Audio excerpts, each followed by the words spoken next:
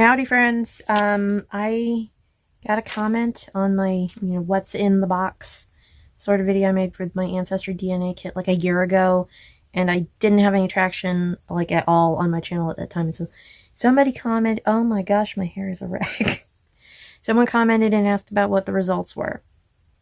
I said that I was going to try to do this last night. I was busy. Oops. So I pulled up my results. I got some screenshots and put them up, but I can't look at my screen and record on my camera at the same time. So here's what came up for me. I came up as Scotland, showed up as 33%. So that is the biggest solid chunk. Although in my case it comes from many different sources. So when I say I'm mostly Scottish, that's what I'm talking about. I came up with 29% coming from England and Northwestern Europe. That's not unexpected at all. That was most of what we knew about.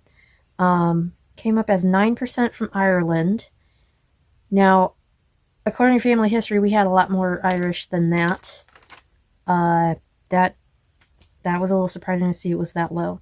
8% from Norway, that was unexpected. Sweden and Denmark, also 8%, also unexpected. 8% from Germanic Europe.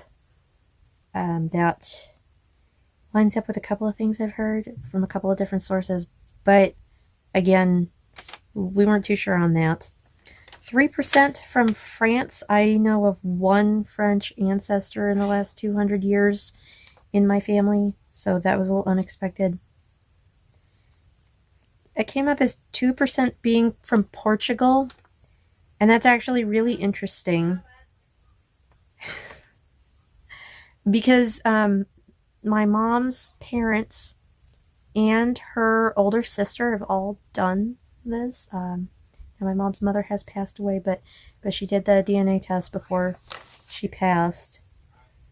And she and my grandfather are almost entirely Scottish and English. And then my aunt, who shows up, as having their DNA also, hers didn't just come up as that. She also had a 4% from Wales. So I'm aware that when this stuff pops up, that you're going to get the occasional chunk is dormant for a long time, and then somebody will have a little bit more of it. My dad did this out of curiosity because on his side of the family, we have one of those family scandals where somebody's dad went out for milk and never came back, only before she was born. Yeah. And so we were just, looking for some answers there. And it turns out that he registered as a lot more Germanic than me. And between my dad and my grandparents on my mom's side and her sister, because my mom hasn't done the test, nobody's got any Portugal, so we don't know where this 2% Portugal comes from. The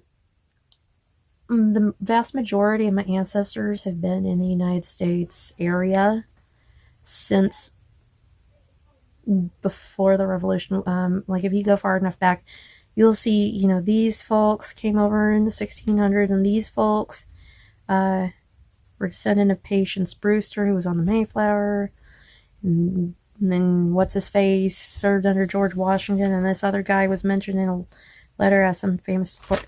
It goes back a ways. But what really stuck out on my DNA, and this largely comes from my mom's side because my dad's family's from the northern area, was the North Alabama settlers. I've got enough of a concentration that showed up, and southern states settlers, which encompasses the Alabama area. So that was not a surprise, except for the fact that I didn't realize I'd be able to register that. And in case anybody is curious, there are a couple of instances in the Alabama branch of things where somebody's been, double cousins.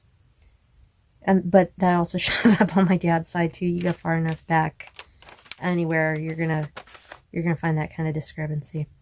But that's it. That was my results. Thanks for hanging out.